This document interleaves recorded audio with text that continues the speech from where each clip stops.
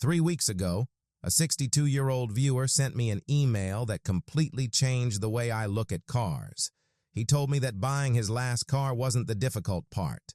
The difficult part was realizing how much it kept costing him every year after he drove it home. Gas, insurance, repairs that somehow always ended up higher than the estimate. He wrote something that really stuck with me. I don't mind spending money on a car. I mind being surprised by it. That message made me see Tesla's upcoming compact car in a very different light. The most important thing about this vehicle isn't what it promises to give you. It's what it's designed to stop you from losing. If you appreciate honest analysis without the sales pitch, this conversation will probably resonate with you. So let's start with a bigger question. Why does this car even exist? And why are so many older buyers skeptical of the word affordable? Here's what the auto industry rarely admits. Cheap to buy often means expensive to own. You've probably seen it yourself.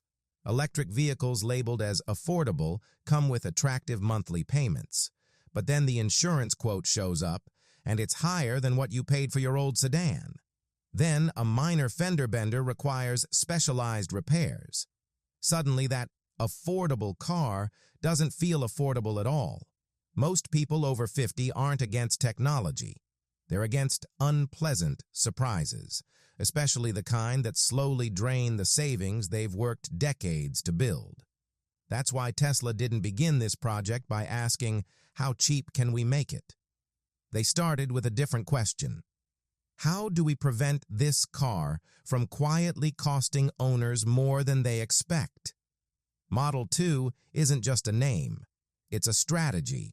Tesla hasn't officially called it the Model 2 yet, and that's intentional.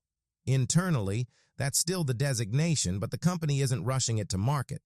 They're waiting for two things: stable production and controlled ownership costs.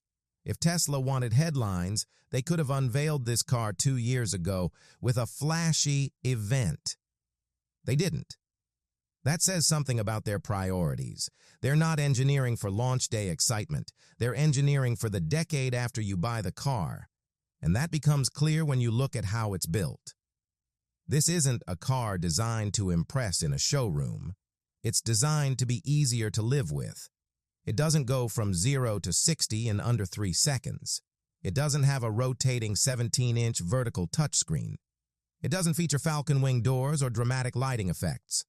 Because none of that matters when you're 58 and wondering why your current car's check engine light has turned on for the 3rd time this year.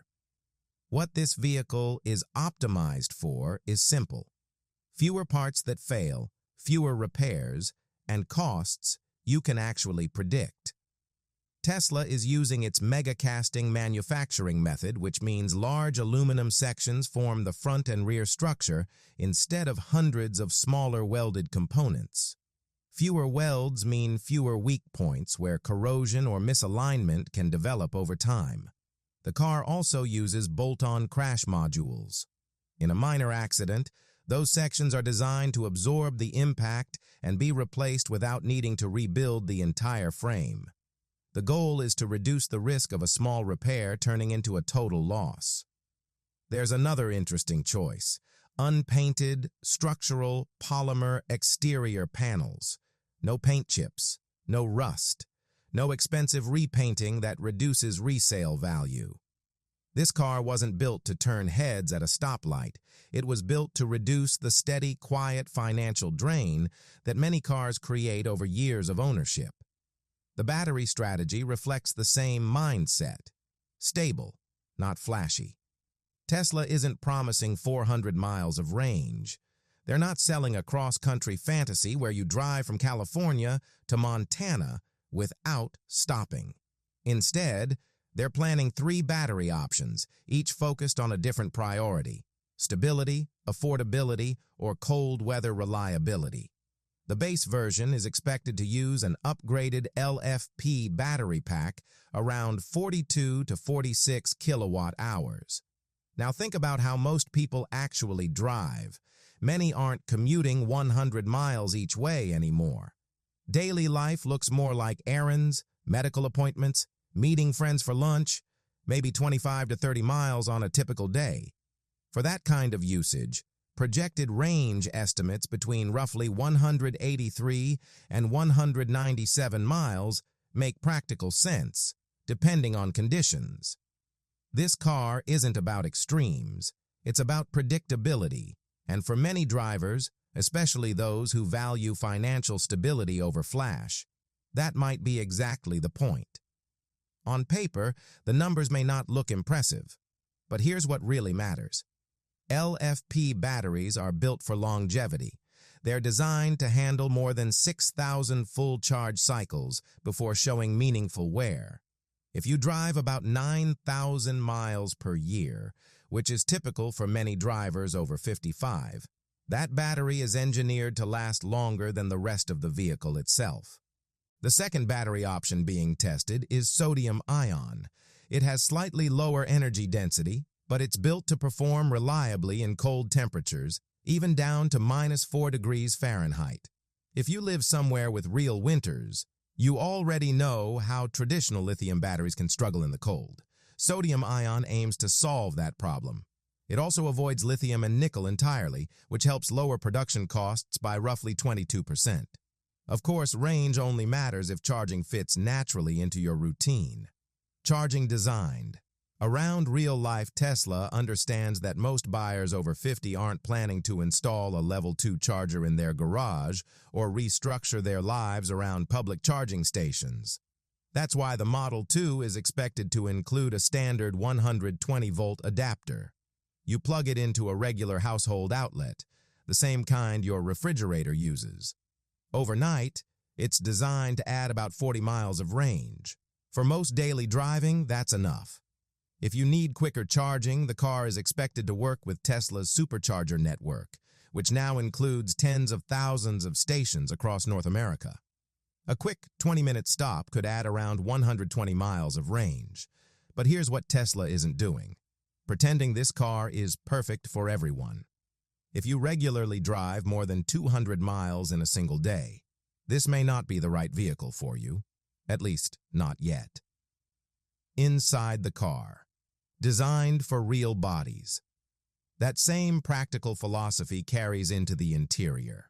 The front seats sit slightly higher than those in a standard Model 3. Getting in and out feels natural, instead of forcing you to lower yourself down and push yourself back up. The door handles aren't flush and hidden. They're real, easy-to-grip handles you can use without searching for them. The steering system uses what Tesla internally calls reduced resistance linkage. In simple terms, it requires less effort to turn the wheel at low speeds. If you've ever felt your hands or wrists ache after parallel parking, that's exactly what this is meant to address. Even the climate controls reflect this mindset.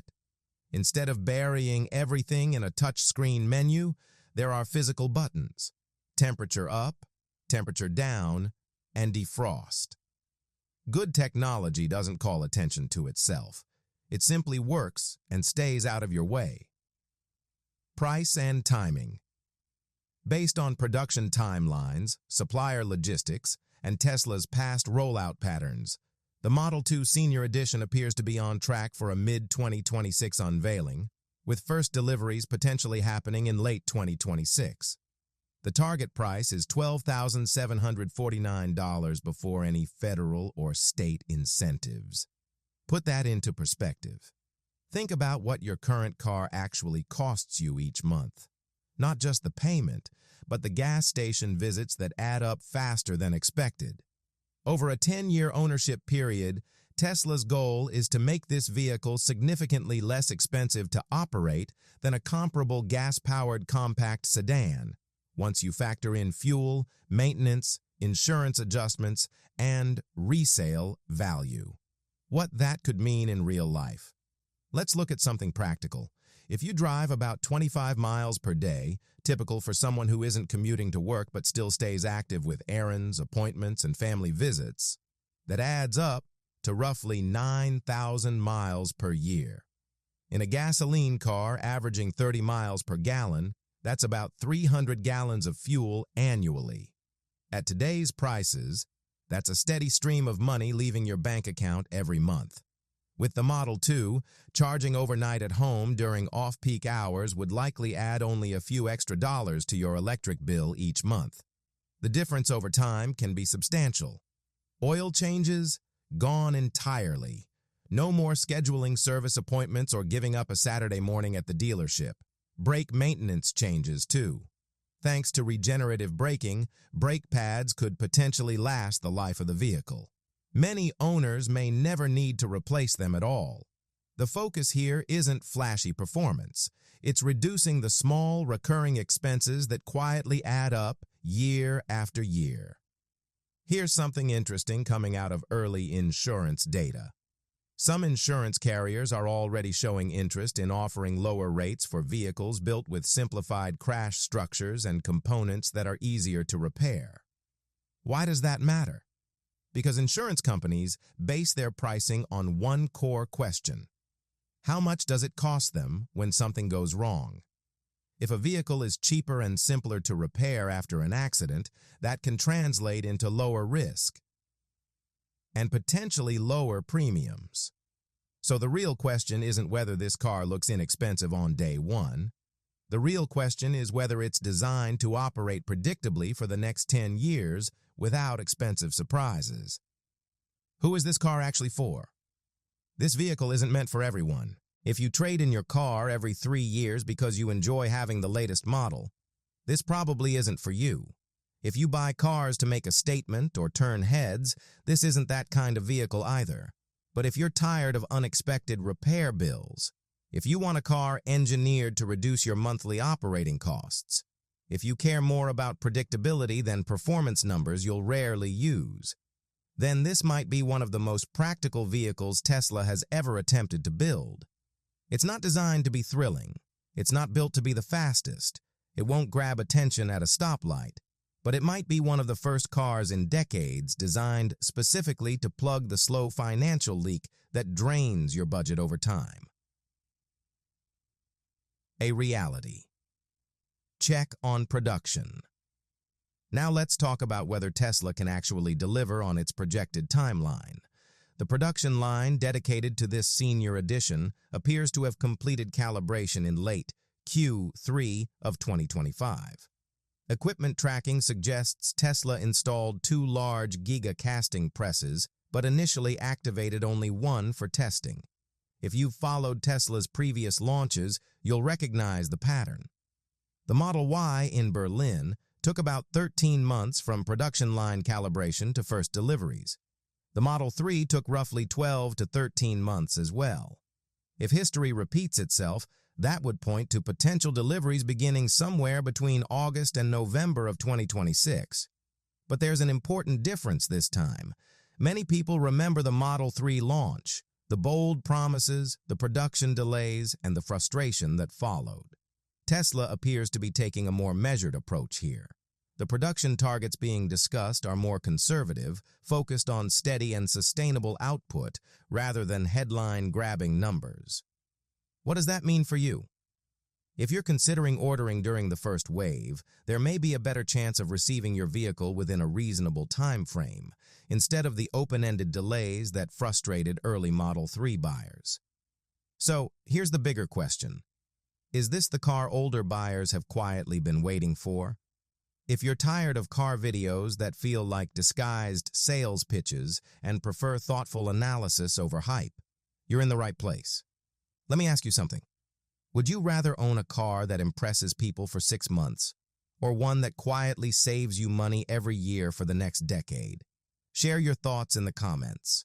I read them, and the best questions often shape the next video. And if you found this breakdown helpful, here's what to do next. Subscribe and turn on notifications. In the next video, we're going to break down the real 10-year cost of ownership for this car.